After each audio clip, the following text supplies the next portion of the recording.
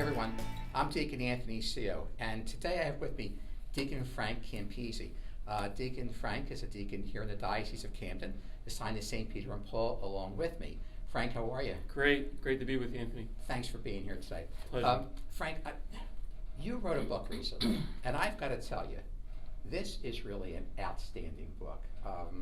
And after I read it, I just had to try to make the time to sit with you to talk about this book. It's called Communion Calls, Bringing Him and Finding Him There. And I know that the Catholic Star Herald did an article about it also, which really came out well. So Frank, what I'd like to do is just share with our friends, the diaconate community, those in our diocese, and those throughout the United States, a little bit of understanding about this book. Why you wrote it, what your feelings were about it, what you hope people reading it can get from it. So Frank, let me just ask you the first question. What inspired you to write this book? Well, Deacon Anthony, I'll be honest with you, boredom, more than anything.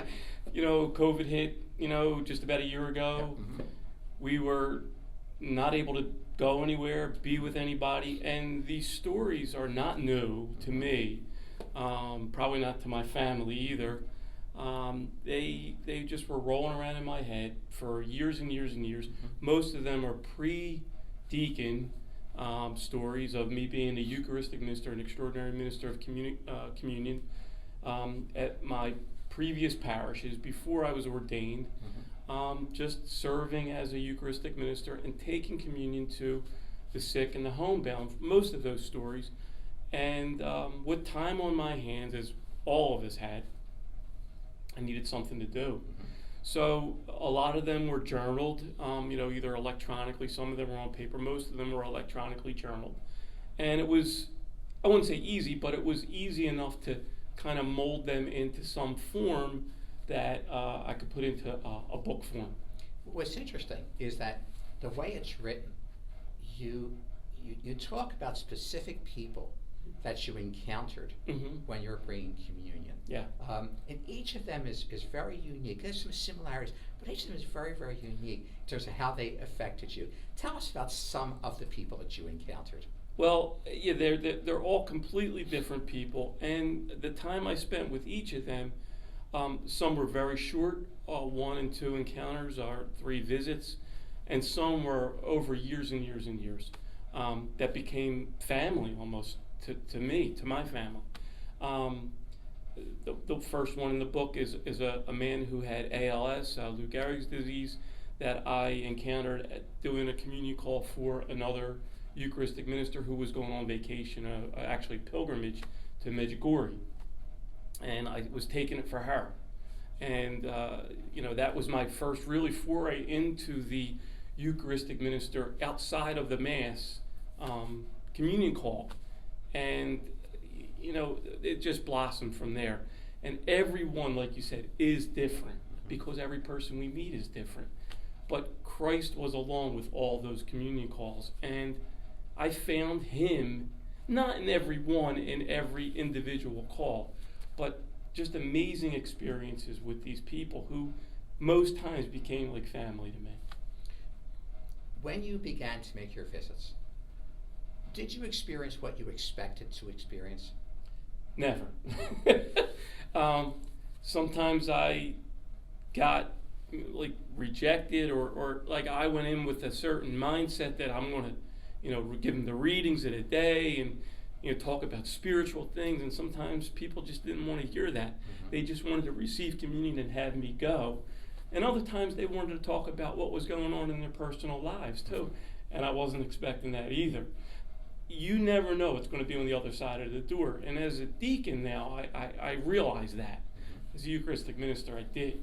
So it was a good training ground for the later deacon. Sure.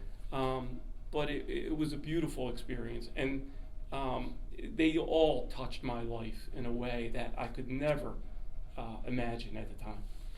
What's interesting is that in bringing communion to the homebound, or to those in hospitals, we really have an opportunity to accompany people. We talk about character, but also accompanying them in some way, sharing your life with them, sharing the life of the faith community with them.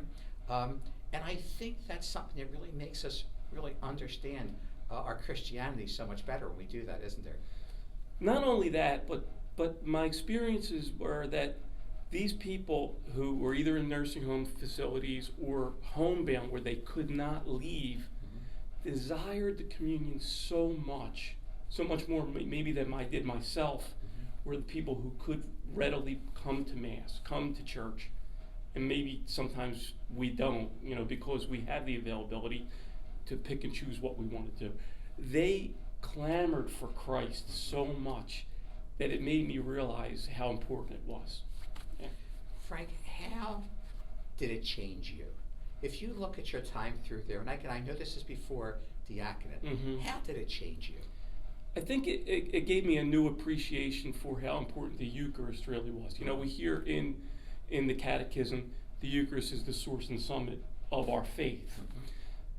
And it sounds like great words, and the Catechism is filled with beautiful words, but this really put it into practice, because for these people who were so separated from the community, from maybe Christ himself in the presence, I was able to bring him. That's why I subtitled the book, but I really found him there. I found him in the one instance in the hospital with a man who was unbaptized, who I wasn't going to see.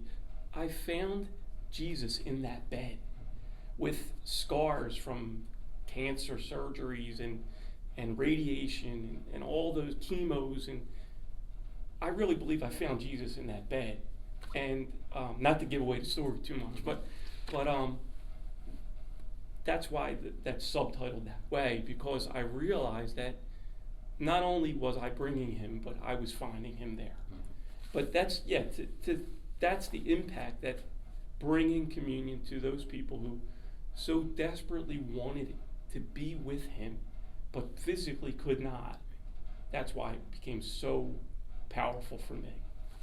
There's one particular story in the book I know that really touches very strongly with me, and I think those of you who read the book, you're going to find that there are people who are going to really touch your heart more than others. There's one that touched mine, and I think maybe it touched me because it really talks about something that Cioe had to overcome, and that's a story about Cioe having to really visit a person who you really didn't want to really visit.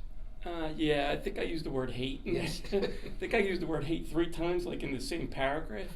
And I think we all have those people in our lives, right? That we just don't want to be around. And me and this person had a long history through business or through outside the church dealings, and he wanted me to be there with her, close to the end of her life. And it was a powerful reconciliation, only the kind that he can do. It was through him that we were brought back together. And again, I won't spoil the story, but it was it's only through him that those kind of those bridges are built back on. Yeah. It's interesting because even though we're both deacons and we're talking about this, to be extraordinary minister of the Eucharist is not required that you be a deacon. Yeah. It just requires that you have the desire to do it, and that your church supports you in doing it, and they send you for the proper trainings that you learn how to handle Eucharist, and really how to bring the love of God to others. So for those of you who might be interested in doing that or felt a calling to do that, might be a good time to contact your parish.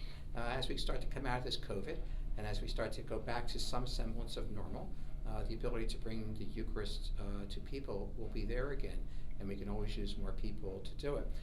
Deacon Frank, did this in any way influence your desire to become a deacon?